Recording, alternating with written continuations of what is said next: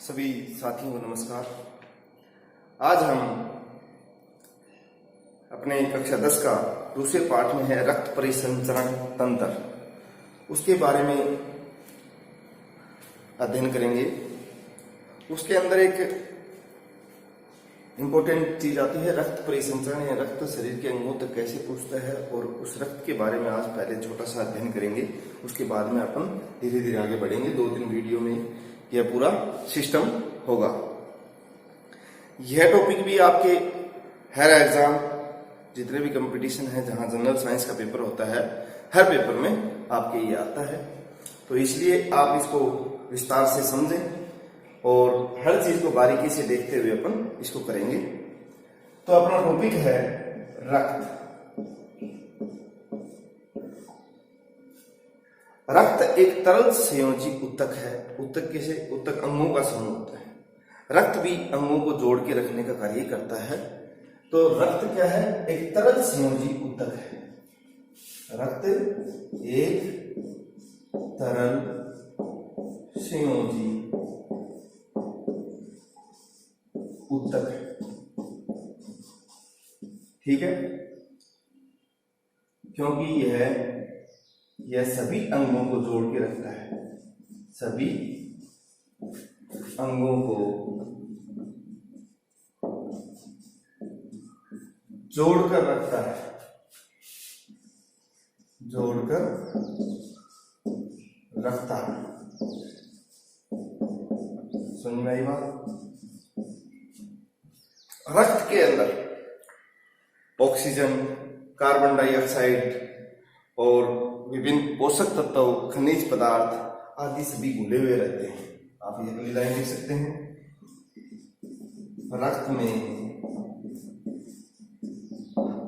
Oxygen O2, CO2 carbon dioxide, पोषक तत्व, खनिज पदार्थ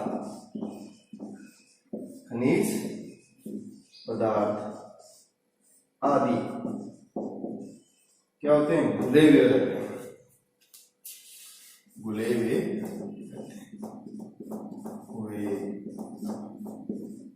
रहते हैं।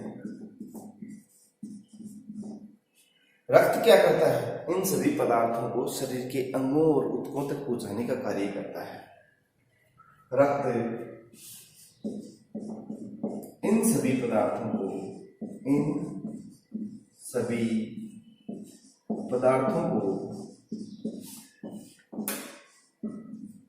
शरीर के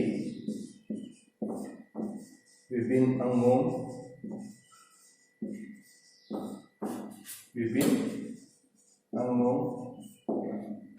या ऊतकों तक पहुंचाने का कार्य करता है। ऊतकों तक पहुंचाने का कार्य कौन करता है? रक्त करता है। उनका कार्य करता है।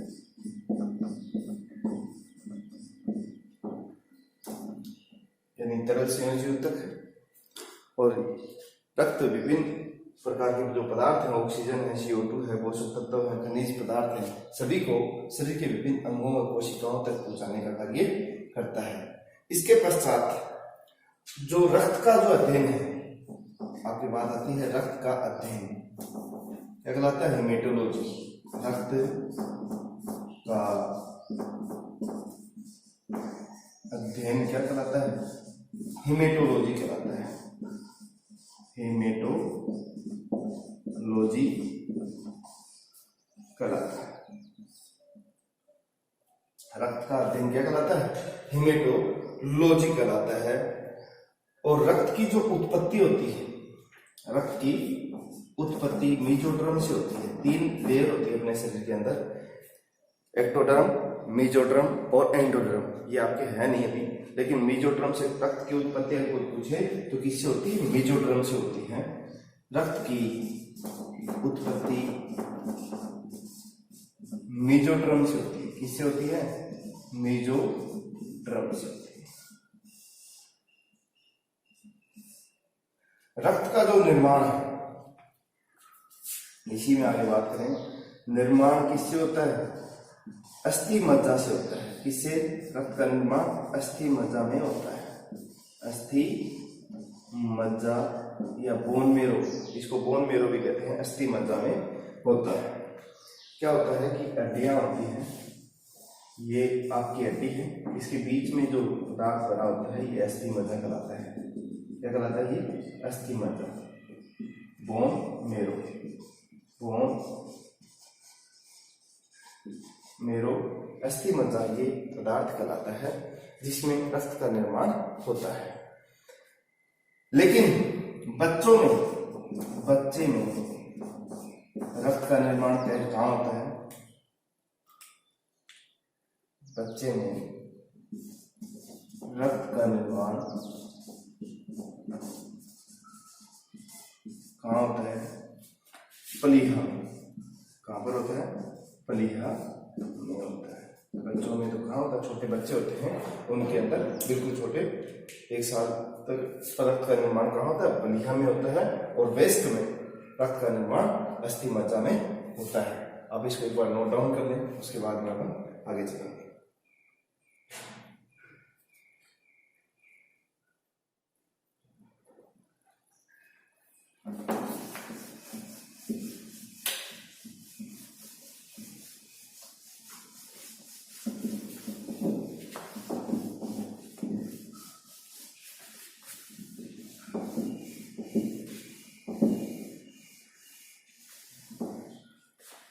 उसके अलावा हम बात करें रक्त की जो पीएच है, रक्त की पीएच है वो हल्की क्षारीय है। कैसी है? हल्की क्षारीय।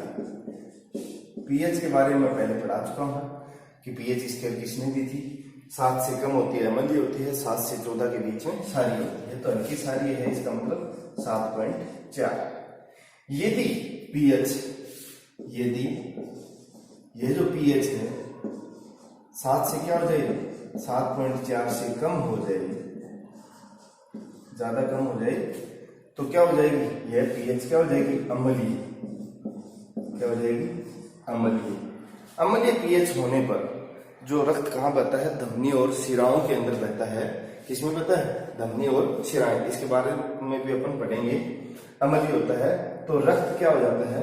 अम्लीय होने पर रक्त धमनी और शिरा में जमने लगता है।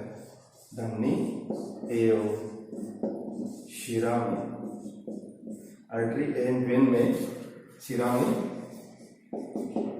जमने लगता है, जमने लगता है। यानी कि पीएच 7.4 होती है, हल्का क्षारीय होता है। इससे कम पीएच होने पर पीएच क्या हो जाएगी? अम्लीय हो जाएगी, जिससे रक्त क्या है? धमनी और शिराओं के अंदर ही जमना शुरू कर देता है। अगर पीएच जो है 7.4 से अधिक हो जाती है, 7.4 से अधिक हो जाए तो ये कैसी हो जाती है? क्षारीय हो जाती है। क्योंकि 7 से 14 मैंने पीएच स्केल आप देखेंगे पहले की वीडियो तो आपको वहां पता चल जाएगा। दैनिक जीवन में रसायन जो पाठ है उसके अंदर आपकी ये है। तो क्षारीय होने पर क्या हो जाएगा? रक्त का पानी बन जाएगा, रक्त का पानी बन जाता है, पानी बन जाता है। इसलिए पीएच का इंपॉर्टेंट योगदान है कि रक्त के अंदर पीएच। अब बात करते हैं अपने मेल के अंदर।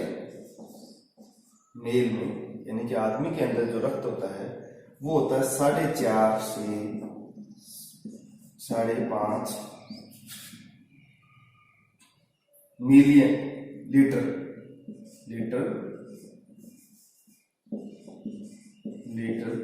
प्रति 100 ml हीमोग्लोबिन, यानी 4.5 से 5.5 लीटर प्रति 100 ml मिलियन, या फिर 5 से 6 कर सकते हैं आप। 5 से 6 कर लें, 5 से 6 लीटर प्रति 100 ml हीमोग्लोबिन होता है। फीमेल के अंदर कैसा होता है? यानी औरत में क्या होता है? 4 से 5 लीटर प्रति 100 ml हीमोग्लोबिन। है कुल जो शरीर का भार होता है उसका लगभग 7% होता है। तो आप यहाँ लिख सकते हैं कुल शरीर के भार का, कुल शरीर के भार का, शरीर के भार का लगभग 7%, लगभग 7% अपने शरीर में क्या रहता है, रक्त रहता है। यानी कि मनुष्य में 5 से 6 लीटर और औरत के अंदर 4 से 5 लीटर हीमोग्लोबिन ये रक्त होता है। अब बात करते हैं 1 यूनिट ब्लड, 1 यूनिट रक्त। कई बार होता है ना कि रक्तदान करते हैं तो 1 यूनिट रक्तदान हो रहा है, 2 यूनिट रक्तदान कर दिया, ये सब चीजें 1 यूनिट ब्लड में कितना होता है, 350 से 400 ml रक्त जो होता है वो 1 यूनिट रक्त कहलाता है। 350 से 400 ml जो है वो 1 ml कहलाता है। ये जो यूनिट है ये मेल के अंदर क्या कितनी होनी चाहिए, मेल के अंदर 14 से 16 यूनिट होना चाहिए।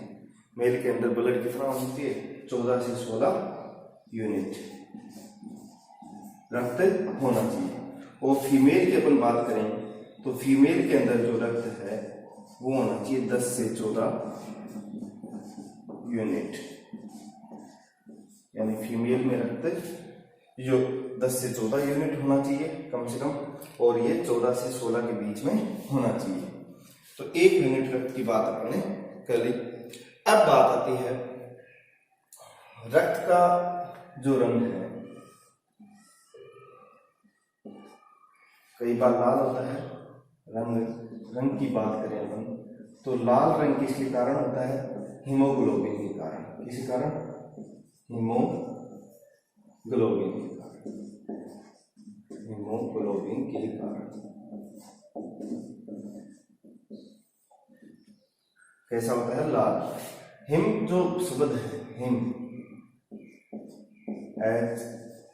HEA, हिम का अर्थ होता है आयरन यौगिक। क्या, आयरन, इसके अंदर लोहा, आयरन यौगिक। और जो ग्लोबिन है वो क्या है, प्रोटीन है। कैसे रंग की, लाल रंग की प्रोटीन, लाल रंग की प्रोटीन।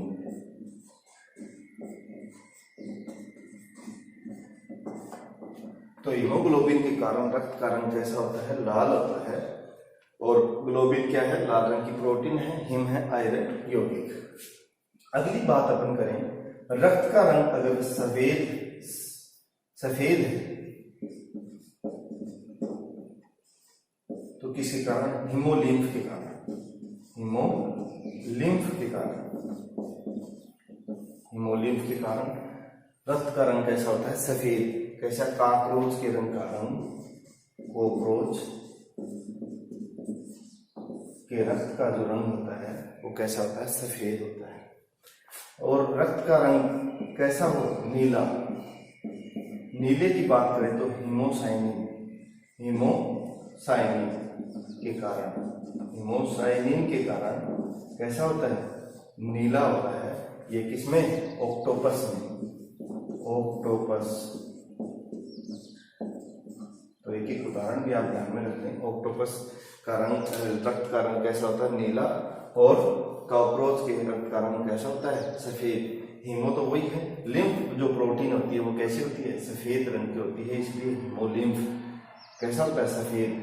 हीमोसाइनिन, साइनिन जो प्रोटीन होती है वो नीले रंग की होती है, इसलिए इसको नीला रंग होता है। आप इसको एक बार नोट डाउन कर लें, उसके बाद में अपन आगे चलेंगे।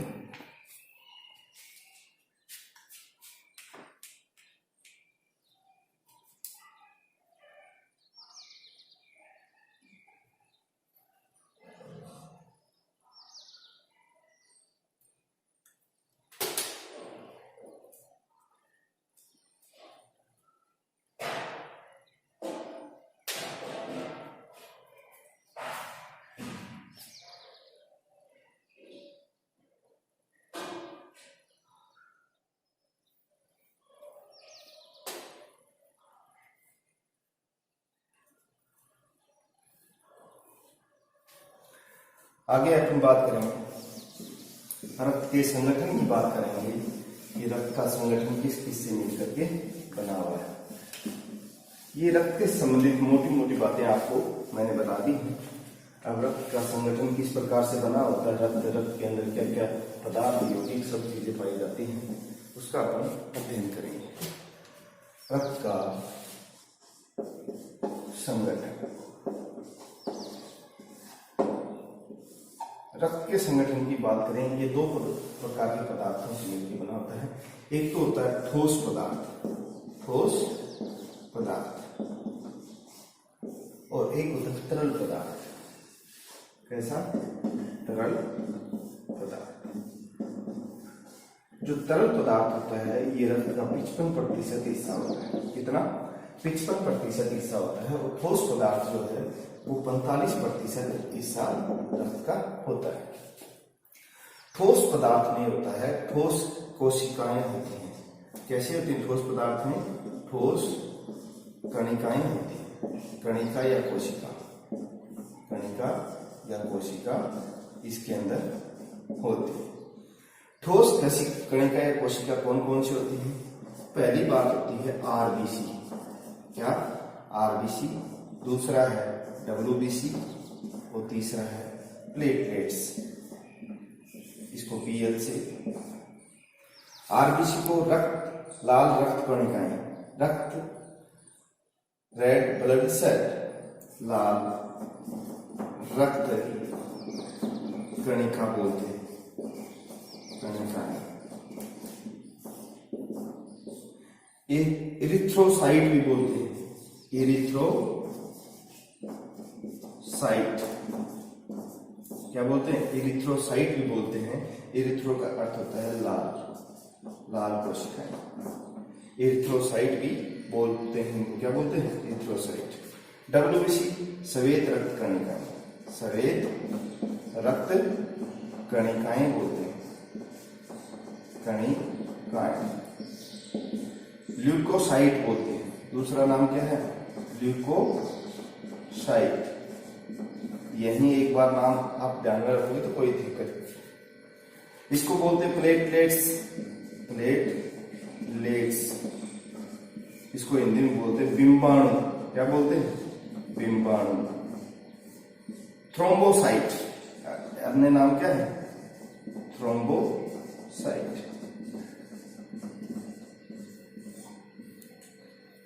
लाल रंग किसके कारण? लाल रक्त कोशिकाओं के कारण। रक्त का रंग लाल रक्त कोशिकाओं के कारण होता है क्योंकि इसके अंदर क्या होता है? हीमोग्लोबिन प्रेजेंट होता है। श्वेत रक्त कणिकाएं रोग प्रतिरोधक क्षमता का कार्य करती हैं। क्या करती हैं? रोग प्रतिरोधक क्षमता को बनाए रखती हैं। अपन आगे इसके बारे में डिटेल से पढ़ेंगे। प्लेटलेट्स हैं, इनको थ्रोम्बोसाइट भी कहते हैं। रक्त का थक्का जमाने के लिए इनके अंदर ये थक्का जमाने का कार्य करती हैं। अब बात करते हैं तरल पदार्थ जो होता है उसको बोलते हैं प्लाज्मा। प्लाज्मा क्या है? रक्त का जो तरल पदार्थ होता है उसको क्या बोलते हैं? प्लाज्मा बोलते हैं। प्लाज्मा में क्या होता है कि अगर रक्त में से अगर मैं आरबीसी निकाल देता हूं तो क्या बचता है? प्लाज्मा। तो रक्त में क्या क्या तीन चीजें होती हैं? डब्ल्यूबीसी, प्लेटलेट्स और आरबीसी। अगर रक्त में से आरबीसी नहीं है, जिस रक्त में आरबीसी नहीं है वो क्या कहलाता है? प्लाज्मा कहलाता है, तरल पदार्थ कहलाता है। इसके अंदर क्या होता है? प्लाज्मा में 90% क्या होता है? जल होता है। 90% तो क्या रहेगा? जल रहेगा, जो विलायक का कार्य करेगा। किसका कार्य करेगा? विलायक के रूप में कार्य करेगा, अपने अंदर चीजों को घोलने का कार्य करेगा। 1% जो होता है वो होता है ग्लूकोज और खनिज पदार्थ।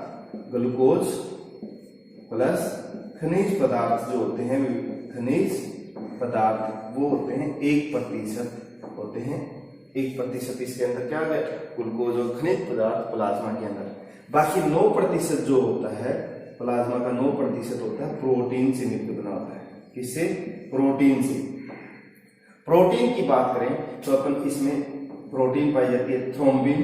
पहली जो प्रोटीन की बात करें अपन, थ्रोम्बिन, थ्रोम्बिन। दूसरी है प्रोथ्रोम्बिन, प्रोथ्रोम्बिन। और एक होती है प्रोटीन जो आपके रक्त का थक्का जमाने के लिए काम में आती है, वो होती है फाइब्रिनोजन। है फाइब्रिन, तीसरी आप कर सकते हैं फाइब्रिन, फाइब्रिन फाइब्रिन प्रोटीन, चौथी है फाइब्रिनोजन, फाइब्रिनोजन,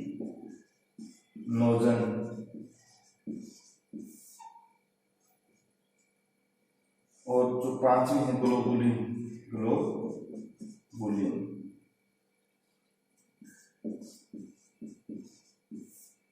तो इस प्रकार से इसके प्लाज्मा के अंदर 5 प्रकार की प्रोटीन पाई जाती है, थ्रोम्बिन, प्रोथ्रोम्बिन, फाइब्रिन, फाइब्रिनोजन और ग्लोबुलिन। ये जो चौथी नंबर की है, आप बात करें अपन फाइब्रिनोजन, ये मुख्य रूप से रक्त का थक्का जमाने के लिए काम में, रक्त का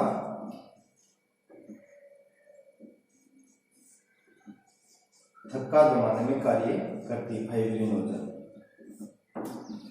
थक्का क्या होता है, जब अपने कई बार खून बाहर निकलता है तो उस टाइम वो बाहर आकर के अपने आप रुक जाता है, उसका थक्का सा बन जाता है, जिससे कौन बनाता है, फाइब्रिनोजन प्रोटीन जो होती है प्लाज्मा के अंदर वो बनाता है।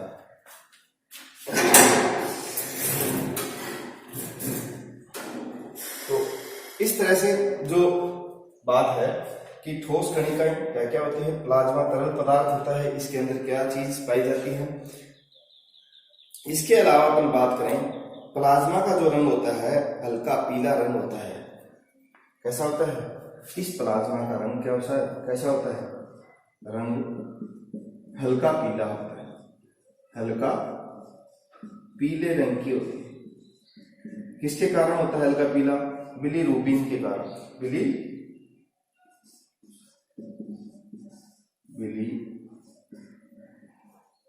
बिलीवर्डिन के कारण। तो कैसा होता है, हरा बिलीरुबिन, बिलीरुबिन के कारण कैसा होता है, हल्का पीला रंग का होता है। प्लाज्मा जो होता है कैसा होता है, बिलीरुबिन वर्णक पाया जाता है, जिसके कारण हल्का पीला रंग का होता है। इसके अलावा अपन बात करें तो ये वर्णक की बात आ गई। एक होता है बिलीवर्डिन, जिसके कारण कैसा रंग होता है, हरा रंग का हो जाता है, वो होता है पितरस। पितरस का रंग कैसा होता है, हरा रंग, वो बिलीवर्डिन वर्णक के कारण। कोई भी रंग होता है कोई वर्णक के कारण होता है, जैसे हीमोग्लोबिन वर्णक पाया जाता है अपने रक्त के अंदर, जिसके कारण रक्त का रंग कैसा होता है, लाल होता है। अब बात करें अपन, एक शब्द आता है सीरम। सीरम क्या होता है कि प्लाज्मा में से क्या चीज ना हो, फाइब्रिनोजन प्रोटीन ना हो, फाइब्रिनोजन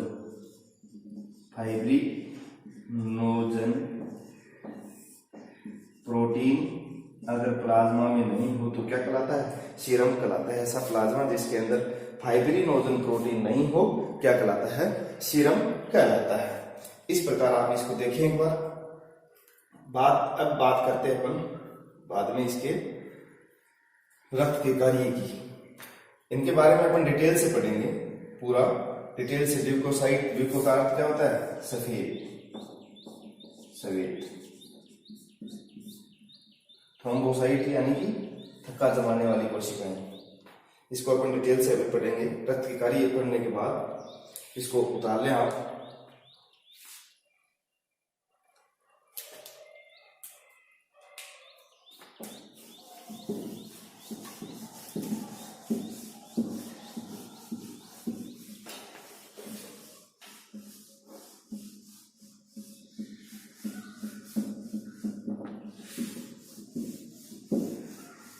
आप साथ के साथ इनको उतारते रहें ताकि आपके नोट्स तैयार हो जाएंगे। आप अपने अध्यापक को, अपने साथियों को भी इन चीज के बारे में बता सकते हैं। अब बात करते हैं हम रक्त के कार्य।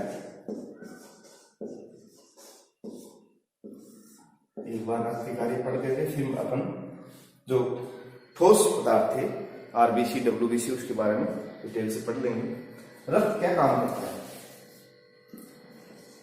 ऑक्सीजन एवं CO2, कार्बन डाइऑक्साइड और ऑक्सीजन को वातावरण एवं ऊतकों में विनिमय का कार्य करता है। विनिमय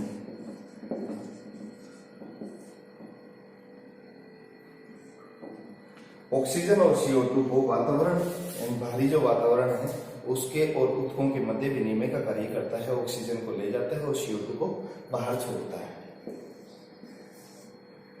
दूसरी जो बात है, रक्त का पीएच,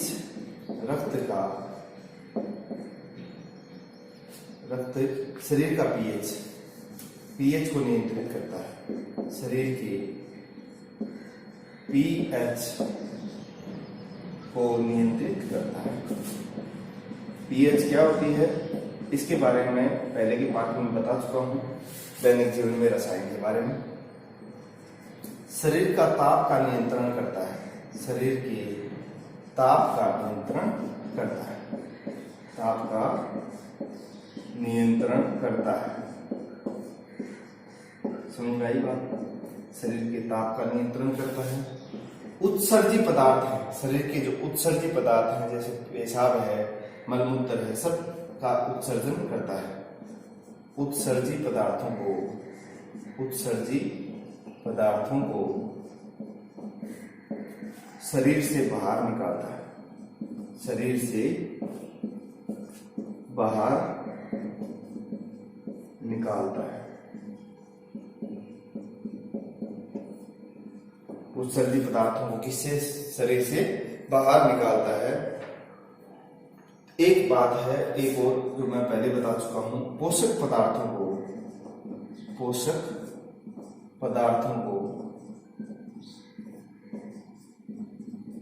शरीर के विभिन्न भागों में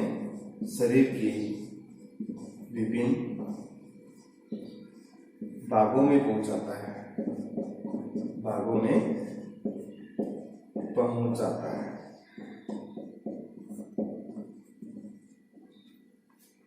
तो रक्त के जो मुख्य रूप से कार्य हैं, ऑक्सीजन और CO2 का वातावरण और ऊतकों के मध्य विनिमय का कार्य करता है। शरीर की पीएच को नियंत्रित करता है। शरीर के तापमान को नियंत्रित करता है। उत्सर्जी पदार्थों को शरीर से बाहर निकालता है।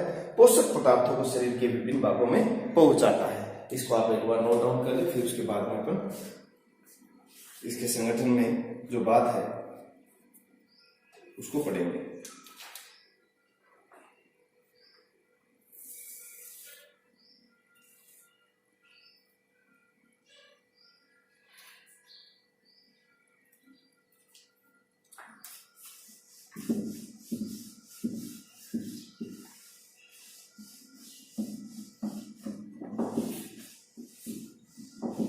इसको अपन अब पढ़ते हैं। जो रक्त के जो ठोस पदार्थ है उसके बारे में अपन ने लिखा था। पहला है RBC। अंतर इस हिसाब से पढ़ेंगे ताकि आपको याद रहे, लंबे समय तक आपके याद रहे।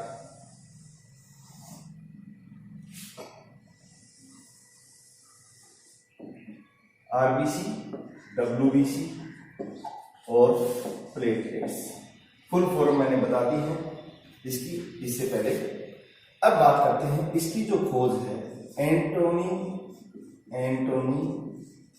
वॉन ल्यूवेनहोक ने खोज की। इसकी खोज किसने की? एंटोनी वॉन ल्यूवेनहोक ने। इसकी जो खोज है वो एडिसन ने की थी। एडिसन ने इसकी खोज की। दूसरी जो बात मैं करूं, ये एडिसन ने इसकी खोज की। RBC जो है यह जो मेल के अंदर पाई जाती है, मेल यानी आदमी के अंदर जो है 4.5 से 5.5 मिलियन प्रति 100 ml हीमोग्लोबिन, यानी कि RBC की जो संख्या है 4.5 से 5.5 मिलियन 100 ml हीमोग्लोबिन पाया जाता है। फीमेल की अपन बात करें, फीमेल के अंदर ये 4 से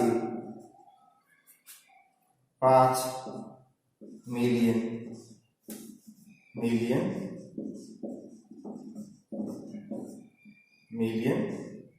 100 ml HB हीमोग्लोबिन ये संख्या पाई जाती है। इनकी जो संख्या होती है 8000 से 10000 के बीच में होती है। 8000 से 10000 10000 ml हीमोग्लोबिन लगभग सेम होती है। इसकी जो संख्या होती है, इसकी जो संख्या है प्लेटलेट्स की, थ्रोम्बोसाइट बोलते हैं इसको, इसकी जो संख्या है वो है आपकी 4 से 4.5 लाख, 4 से 4.5 लाखों में होती है 100 ml हीमोग्लोबिन, यानी 4 से 4.5 या 5 से 4 से 4.5 लाख 100 ml हीमोग्लोबिन होती है। ठीक है, यानी उसको अब हम 5 से 4.5 से 5 भी कर सकते हैं। 4.5 से 5 लाख भी आप लिख सकते हैं इसको। 4.5 से 5 लाख प्रति 100 ml हीमोग्लोबिन पाया जाता है। इसके अंदर प्लेटलेट्स की संख्या कितनी होती है रक्त के अंदर, WBC की संख्या कितनी होती है, इसी आधार पे जो संख्या है सबसे अधिक रक्त के अंदर कौन सी कोशिकाएं पाई जाती हैं, RBC पाई जाती है। कौन सी, RBC, क्योंकि मिलियन में है। उसके बाद भी कौन सी संख्या क्या पाया जाता है, प्लेटलेट्स पाई जाती हैं, जो प्लेटलेट्स लाखों में है। और फिर वापस क्या पाई जाती हैं, WBC पाई जाती हैं सबसे कम, जो कि क्या है, हजारों में है। अब आकार की बात करते हैं। आकार जो है सबसे बड़ा आकार जो होता है WBC का होता है, जो अनियमित आकार की कोशिकाएं होती हैं। उसके बाद में PL यानी कि प्लेटलेट्स, बिंबाणु, थ्रोम्बोसाइट भी बोलते हैं इसको। और सबसे छोटा आकार होता है RBC का होता है। ठीक है, अब बात करते हैं अपन जीवन काल। जीवन काल, जो RBC का जीवन काल है वो 120 दिन का होता है। 120 दिन का होता है। कितना होता है RBC का जीवन काल, 120 दिन का होता है। और इसका जो जीवन काल है, WBC का जीवन काल है, जीवन काल वो कितना होता है, 2 से 4 दिन का होता है। 2 से 4 दिन का होता है। और इसका जो जीवन काल होता है, प्लेटलेट्स का जीवन काल वो होता है 8 से 10 दिन। जीवन काल कितना होता है, 8 से 10 दिन का होता है। 8 से 10 दिन का जीवन काल इसका होता है, इसका प्लेटलेट्स का, बिंबाणु का। अब बात करते हैं इसका, ये किस रंग की होती है, लाल रंग की होती है। RBC कैसी होती है, लाल रक्त कणिकाएं। किसके कारण, हीमोग्लोबिन के कारण।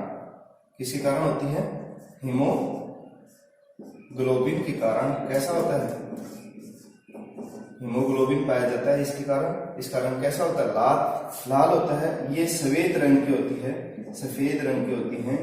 और ये जो है पारदर्शी होती है। कैसी होती हैं, पारदर्शी होती है। बिंबाणु कैसी होती है, पारदर्शी होती है। आर पार करके देखा जा सकते, पारदर्शी होती है। इसका निर्माण जो बात करते हैं अपन, निर्माण कहाँ होता है RBC और सभी का, और अस्थि मज्जा में होता है। किसमें होता है, अस्थि मज्जा में होता है, बोन मेरो में। इनका भी किस में होता है, अस्थि मज्जा में होता है। अस्थि मज्जा में निर्माण होता है। प्लेटलेट्स का निर्माण भी कहाँ होता है, अस्थि मज्जा में होता है। निर्माण तो तीनों का ही अस्थि मज्जा में होता है। लेकिन मृत्यु जो होती है RBC की, मृत्यु की बात करें तो किसमें होती है, पलीहा में। मृत्यु कहाँ होती है, पलीहा में। कब्रिस्तान भी बोलते हैं, RBC का कब्रिस्तान कौन है, पलीहा है। वैसे इनकी मृत्यु RBC की यकृत के अंदर भी होती है, लेकिन यकृत के अंदर बहुत कम मात्रा में मरती है। लेकिन पलीहा RBC का कब्रिस्तान भी कहलाता है। RBC का कब्रिस्तान कहलाता है। RBC का कब्रिस्तान भी आप इसको बोल सकते हैं, कब्रिस्तान। यानी मृत्यु कहाँ हो गई, पलीहा में। तो ये जो मृत्यु पलीहा के अंदर हुई है और पुनः उत्पादित होती है, यानी कि मरती हैं और पुनः जीवित होती है, पुनः उत्पादित होती हैं किसके अंदर, प्लीहा के अंदर ही पुनः उत्पादित होती हैं। लेकिन यकृत के अंदर मरी हुई आरबीसी पुनः उत्पादित नहीं होती है, प्लीहा के अंदर मरी हुई आरबीसी पुनः उत्पादित हो जाती है। तो इसका जो निर्माण डब्ल्यूबीसी की जो मृत्यु होती है, डब्ल्यूबीसी श्वेत रक्त कणिकाएं, इनकी जो मृत्यु होती है रक्त में ही होती है। किसमें होती है मृत्यु, रक्त के अंदर ही होती है, रक्त में ही। और पुनः उत्पादित भी किसमें होती है, रक्त में ही होती है। पुनः उत्पादित भी लिख सकता हूं मैं यहाँ, पुनः उत्पादित किसमें होती है, रक्त में ही, रक्त में ही। प्लेटलेट्स की बात करें अपन तो प्लेटलेट्स भी की मृत्यु भी किसमें होती है, मृत्यु भी किसमें होती है, रक्त के अंदर होती है, रक्त में। और पुनः उत्पादित भी किसमें होती है, रक्त में। पुनः उत्पादित भी किसमें होती है, रक्त के अंदर ही होती है। थोड़ा इसमें आपके 10वीं से हटके है कि ज्यादा है थोड़ा, क्योंकि ये हर कंपटीशन में आता है, इसलिए मैंने इसमें थोड़ी चीजें जोड़ रखी हैं 10वीं से बढ़ करके। तो आप इसको एक बार नोट डाउन करें। तो आरबीसी की जो खोज की एंटोनी वान ल्यूवेनहुक ने, एडिसन ने डब्ल्यूबीसी खोज, मेल के अंदर ये, पुरुष में ये जो है 4.5 से 5.5 मिलियन प्रति 100 ml हीमोग्लोबिन, और ये हजारों में होती है, वो लाखों में होती है, 4.5 से 5 लाख या 4 से 5 लाख। और स्त्री में जो है 4 से 5 मिलियन में होती है। तो संख्या में सबसे ज्यादा आरबीसी, फिर प्लेटलेट्स, फिर डब्ल्यूबीसी। आकार में डब्ल्यूबीसी का आकार सबसे बड़ा होता है, फिर प्लेटलेट्स का, आरबीसी का आकार सबसे छोटा होता है। जीवन काल की बात करें 120 दिन जीवन काल होता है, यानी सबसे अधिक जीवन काल किसका होता है, आरबीसी का होता है। सबसे कम जीवन काल किसका होता है, डब्ल्यूबीसी का होता है, 2 से 4 दिन। जीवन काल 8 से 10 दिन किसका होता है, प्लेटलेट्स का होता है। इसका आरबीसी का रंग लाल रंग की होती है हीमोग्लोबिन के कारण, और ये श्वेत रंग की होती है, ये पारदर्शी होती है। कौन, बिंबाणु। निर्माण जो होता है तीनों का ही अस्थिमज्जा में होता है, क्योंकि रक्त का निर्माण कहाँ होता है, अस्थिमज्जा में। छोटे बच्चों में रक्त का निर्माण किसमें होता है, प्लीहा के अंदर होता है। आरबीसी की जो मृत्यु होती है वो प्लीहा के अंदर या यकृत के अंदर होती है। प्लीहा को आरबीसी का कब्रिस्तान भी कहा जाता है। डब्ल्यूबीसी की मृत्यु जो होती है रक्त में होती है, और पुनः उत्पादित भी किसमें ही होती है, डब्ल्यूबीसी, रक्त के अंदर पुनः उत्पादन होना शुरू हो जाता है। प्लेटलेट्स की जो मृत्यु होती है वो रक्त के अंदर होती है, और पुनः उत्पादित भी किसमें होती है, रक्त में ही होती है। आप इसको एक बार नोट डाउन कर लें।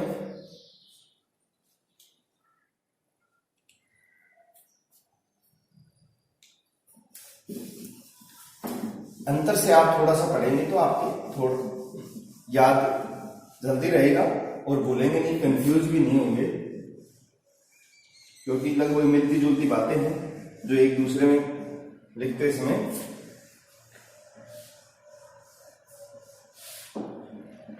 अब बात करते हैं अपन केंद्रक की।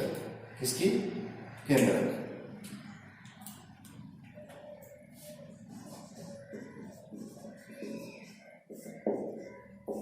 स्तनधारियों की जो आरबीसी है, स्तनधारियों की आरबीसी में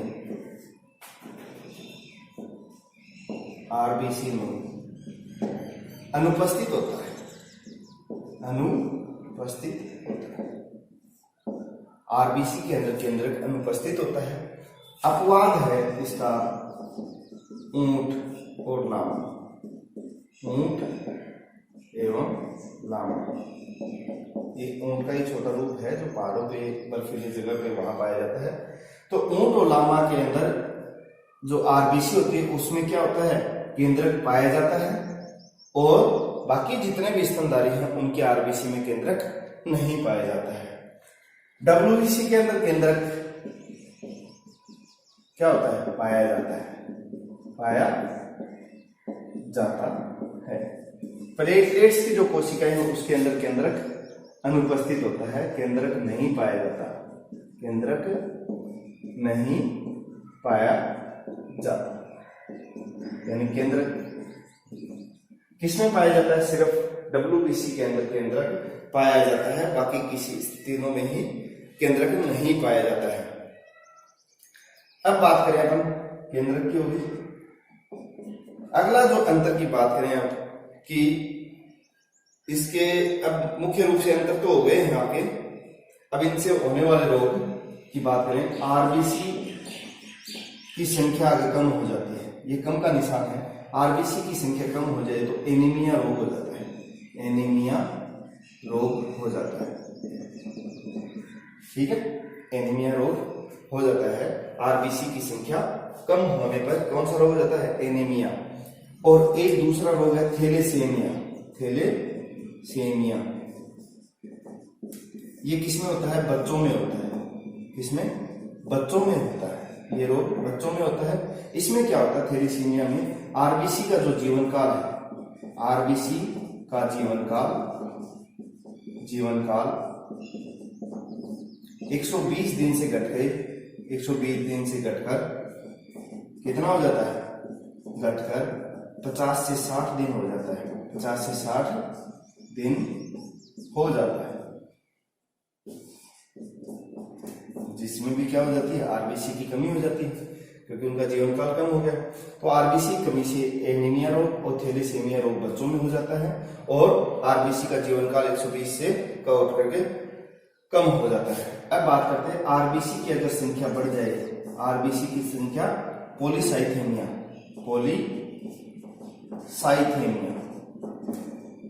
थेमिया कौन सा रोग हो जाता है? पॉलीसाइथेमिया रोग हो जाता है।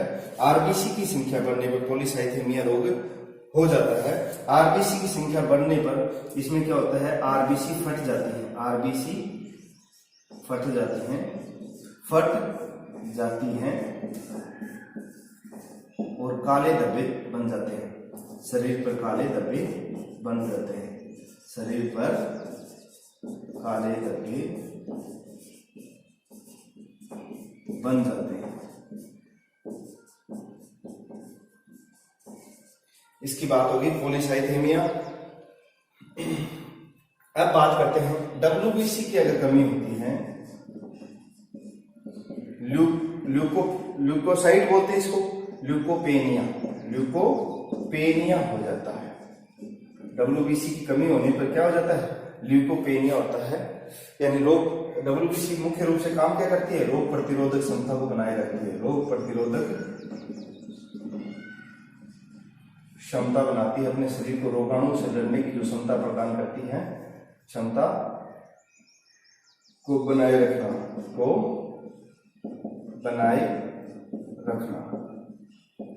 कौन करता है? बनाए रखने का ये डब्ल्यूबीसी करती है। रोगाणु से लड़ने की जो क्षमता है वो कौन बनाती है? डब्ल्यूबीसी।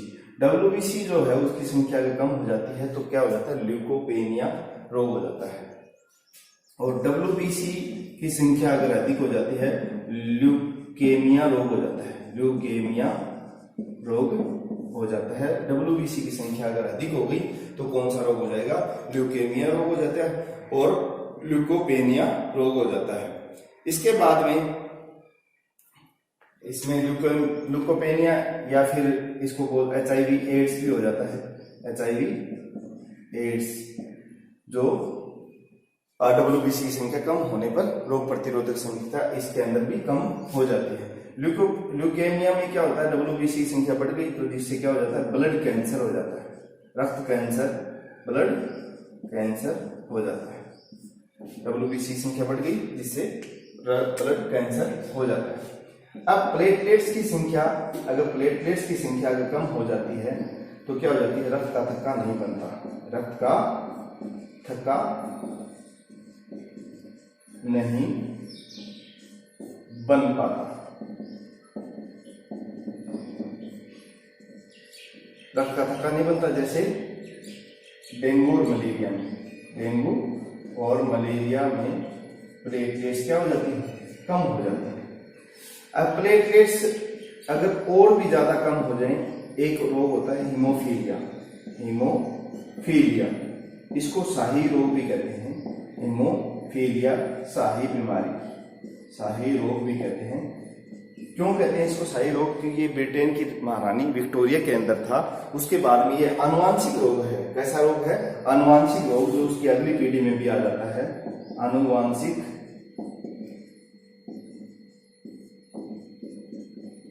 रोग है ब्रिटेन की महारानी विक्टोरिया और उसके परिवार के उनके सदस्यों में है। तो इसलिए ये जो रोग है उसमें रक्त अगर कहीं चोट लग गई तो लगातार बहता रहता है, वो रुकता नहीं है, उसका थक्का नहीं बन पाता है, उनका थक्का नहीं बन पाता है हीमोफीलिया रोग में। अब बात करते हैं प्लेटलेट्स की संख्या अगर अधिक हो जाती है, प्लेटलेट्स की संख्या अधिक होने पर भी एक रोग हो जाता है जिसको बोलते हैं थ्रोम्बोप्लास्टिस। थ्रोम्बोप्लास्टिस, थ्रोम्बोसाइटिस का नाम है तो उसी से याद रख सकते हैं, थ्रोम्बोप्लास्टिस। थ्रोम्बोप्लास्टिस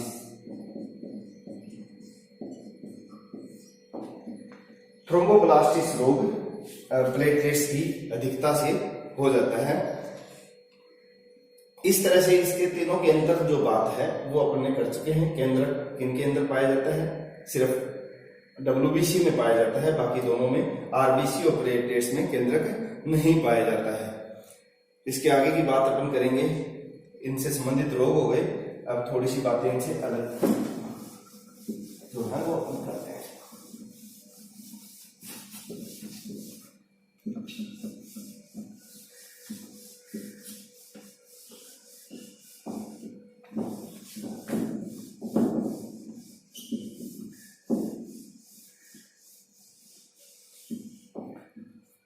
बात करें RBC के अंदर कुछ पॉइंट लिखने हैं अपने को। पहाड़ों पर जाने पर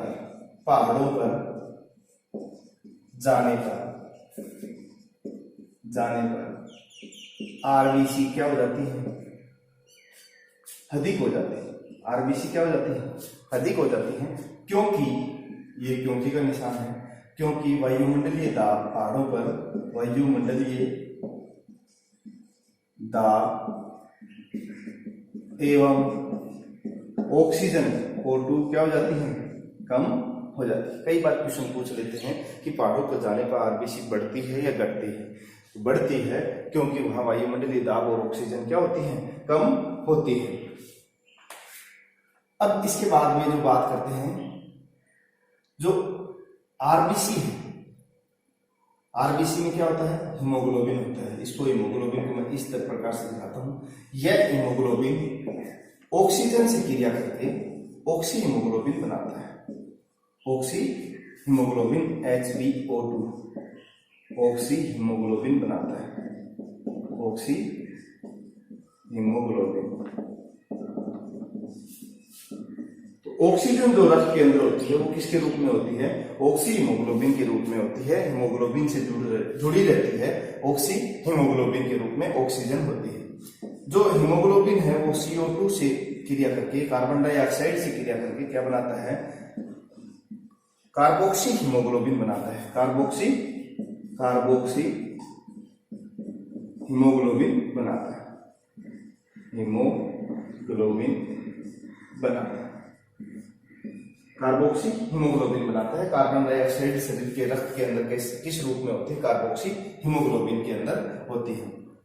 कई बार क्या होता है, आपको पहले छोटी कक्षाओं में पढ़ा होगा कि रात को अंगीठी जला करके, यानी कोयले की जो अंगीठी होती है उसको जला करके बंद कमरे में सोने से आदमी की मृत्यु हो जाती है। क्यों हो जाती है? आपको सबको पता होगा कि बंद कमरे में अंगीठी जलाने पे ऑक्सीजन की कमी हो जाती है, कार्बन मोनोऑक्साइड गैस निकलती है। कार्बन मोनोऑक्साइड गैस बनती है जो अपने रक्त के अंदर घुल करके carbon mono haemoglobin, carboxy mono haemoglobin का निर्माण करती है।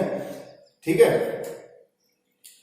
कार्बोक्सी मोनो हीमोग्लोबिन का निर्माण करती है, जो रक्त के अंदर ऑक्सीजन की मात्रा को क्या कर देती है? कम कर देती है, जिससे ऊर्जा का निर्माण नहीं हो पाता। एटीपी का निर्माण नहीं हो पाता, जिससे शरीर को ऊर्जा नहीं मिलती है और अंत में शरीर की मृत्यु हो जाती है। तो हीमोग्लोबिन जो है कार्बन मोनोऑक्साइड के साथ जुड़ करके क्या बनाता है? Haemoglobin carboxy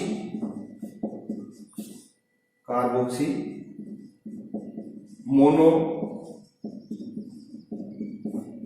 haemoglobin, carboxy mono haemoglobin बनाता है। और ये जो कार्बोक्सी मोनो हीमोग्लोबिन है, ये ये क्या कहता है, ये जहरीला होता है, ये एटीपी का निर्माण नहीं कर पाता, एटीपी का निर्माण नहीं हो पाता। इसके कारण एटीपी यानी ऊर्जा का रूप, ऊर्जा जो अपने शरीर के अंदर होती है वो एटीपी के रूप में होती है, एडिनोसिन ट्राइफॉस्फेट के रूप में ऊर्जा अपने शरीर में रहती है। माइटोकॉन्ड्रिया में संग्रहित रहती है ये एटीपी के रूप में ऊर्जा। माइटोकॉन्ड्रिया जो शरीर का कोशिकांग है उसके अंदर संग्रहित रहती है, का निर्माण नहीं हो पाता, जिससे लास्ट में ऊर्जा न मिलने से मनुष्य क्या हो जाती है, मृत्यु हो जाती है। इस प्रकार हीमोग्लोबिन की से जुड़ करके कार्बन मोनोऑक्साइड के साथ जुड़ के कार्बोक्सी मोनो हीमोग्लोबिन बना लेता है। इससे संबंधित आरबीसी से संबंधित जो क्वेश्चन है आप इनको नोट डाउन कर लें। इसके अंदर मैंने बता दिया केंद्रक नहीं पाया जाता, केंद्रक न पाए जाने के कारण इसको ब्रेनलेस सेल भी कहते हैं। केंद्रक नहीं होता इसलिए ब्रेनलेस सेल यानी बिना मस्तिष्क की सेल, ब्रेनलेस सेल यानी कोशिकाएं भी कहते हैं, ब्रेनलेस कोशिकाएं भी कहा जाता है। आप इसको लिख लें।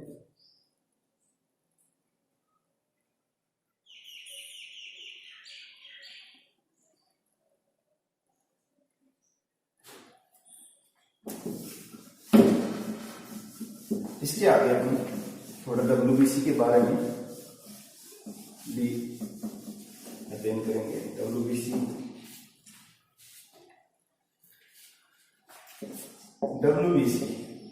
इसमें जो होती है, डब्ल्यूबीसी जो है उसके अंदर भी कणिका में अकणिका में कोशिकाएं पाई जाती हैं। कणिका में कोशिकाएं, कणिका के रूप में, और अकणिका में कोशिकाएं पाई जाती हैं। अकणिका में दो प्रकार की पाई जाती हैं, मोनोसाइट और लिम्फोसाइट।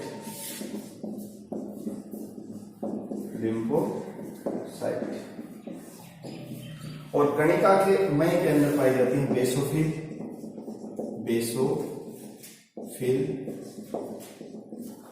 न्यूट्रोफिल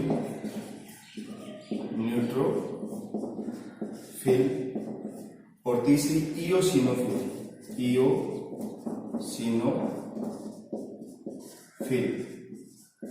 ये तीन प्रकार की अकणिका में कोशिकाएं पाई जाती है, वो कणिका में मोनोसाइट पाई जाती है। सबसे बड़ी डब्ल्यूबीसी कहलाती है, सबसे बड़ी डब्ल्यूबीसी। लिम्फोसाइट सबसे छोटी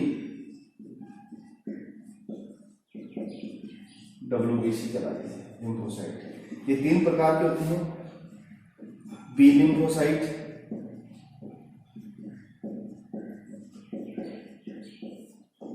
और दूसरी है टी लिम्फोसाइट, और जो तीसरी है प्राथमिक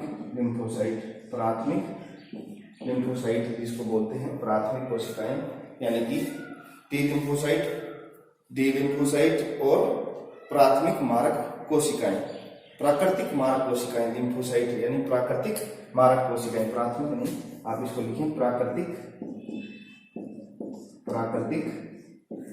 मारक कोशिका। तीन प्रकार की कोशिकाएं होती हैं, lymphocyte, B lymphocyte, T lymphocyte और प्राकृतिक मारक कोशिका। बेसोफिल जो होती है ये न्यूनतम होती है, न्यूट्रोफिल होती हैं ये अधिकतम डब्ल्यूबीसी किस प्रकार की होती है, न्यूट्रोफिल की, ये 8 से 10% होती है। इयोसिनोफिल किस प्रकार कितनी होती हैं, 8 से 10% होती है। बेसोफिल जो कोशिका में डब्ल्यूबीसी है वो एलर्जी के समय कार्य करती है, कार्य करती है।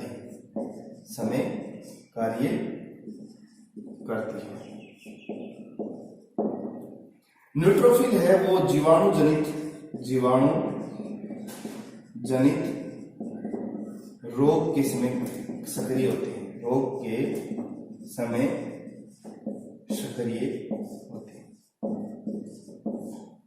जैसे टाइफाइड, निमोनिया उदाहरण है।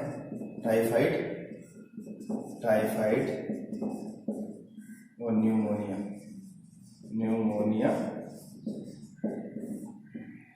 न्यूट्रोफिल। इयोसिनोफिल जो है विषाणु जनित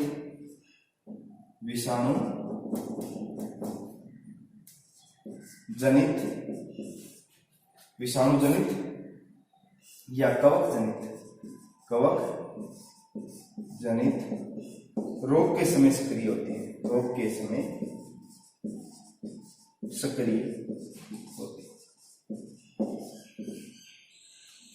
विषाणु जनित HIV जो है उसके समय, और रेबीज कवक जनित, तो ये जो है विषाणु जनित वो है HIV के समय या फिर रेबीज जो बीमारी है उसके समय उदाहरण हो गए। इयोसिनोफिल्स सक्रिय होती हैं विषाणु जनित और कवक जनित रोग के समय सक्रिय होती हैं, और न्यूट्रोफिल्स जो होती हैं वो उसके जीवाणु जनित रोग के समय होती हैं।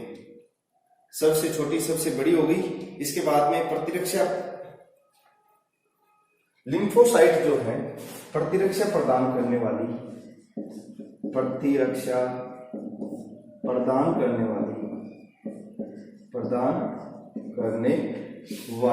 प्राथमिक कोशिकाएं कहलाती हैं। प्राथमिक कोशिकाएं ये जो अकणिकामय है इनका टीकाकरण किया जाता है। टीकाकरण का कार्य किया जाता है। टीकाकरण के द्वारा शरीर में पहुंचाई जाती हैं। जैसे पोलियो है, हेपेटाइटिस है, जैसे पोलियो और हेपेटाइटिस, इन बीमारियों के लिए टीकाकरण बचपन में टीकाकरण किया जाता है ताकि इनसे संबंधित रोग न हो, पोलियो से संबंधित रोग न हो। वो क्या करती हैं, शरीर की एंटीबॉडी का निर्माण करती हैं, शरीर की रक्षक कोशिकाएं कहलाती हैं। इनको बॉडीगार्ड सेल भी कहते हैं, इनको सैनिक कोशिकाएं भी कहते हैं, सैनिक कोशिका भी बोलते हैं, या फिर बॉडीगार्ड भी सेल भी कहते हैं, बॉडीगार्ड सेल भी कहते हैं। WBC को क्या बोलते हैं, सैनिक कोशिकाएं, क्योंकि यह बाहरी जो विषाणु जीवाणु उनसे शरीर की प्रतिरक्षा करते हैं, यानी रक्षा करती हैं, इसलिए इनको सैनिक सेल या बॉडीगार्ड सेल भी कहा जाता है।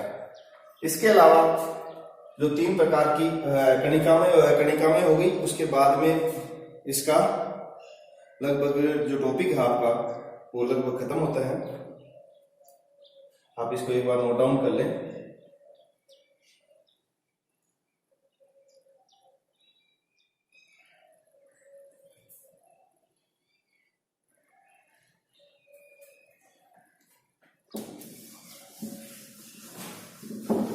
पहले तो इनमें तीनों में अंतर बताया मैंने आपको, RBC, WBC और प्लेटलेट्स में मुख्य अंतर क्या थे। फिर इसके बारे में थोड़ी थोड़ी बातें बची हुई थी, उनको मैंने अलग से बताया है।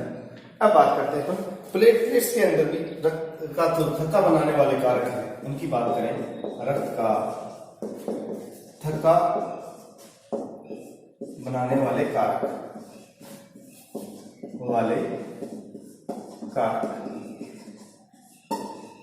एक तो क्या काम आता है, कैल्शियम। दूसरा आता है विटामिन के। तीसरा आता है जो प्रोटीन थे ना आपने, प्रोटीन जो मैंने आपको बताए थे, थ्रोम्बिन, प्रोथ्रोम्बिन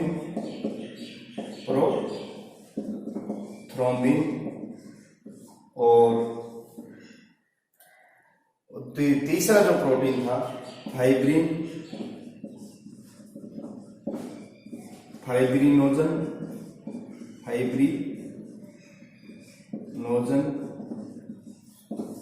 और ग्लोबुलिन।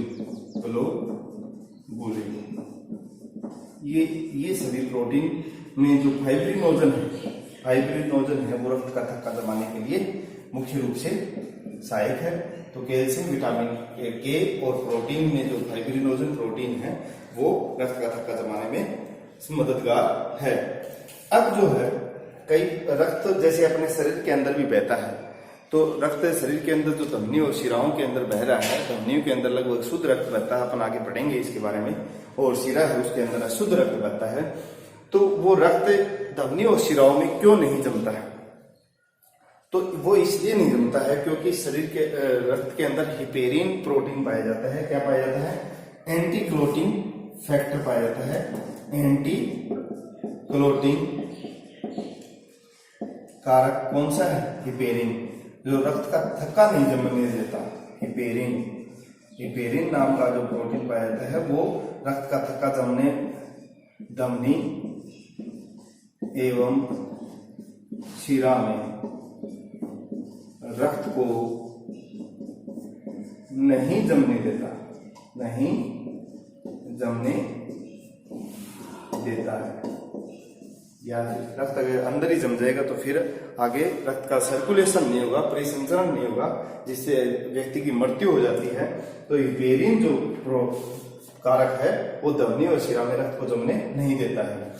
तो कृत्रिम जो हिपेरिन है, कई बार हिपेरिन की कमी हो जाती है शरीर के अंदर। कृत्रिम हिपेरिन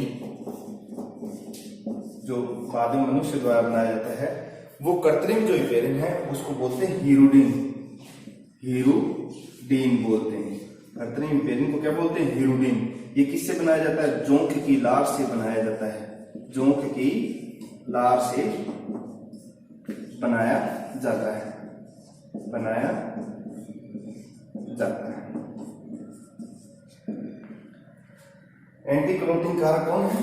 यानी कि रक्त का थक्का नहीं जमने देता, रक्त का थक्का नहीं जमने देगा, वो कौन है? हिपेरिन।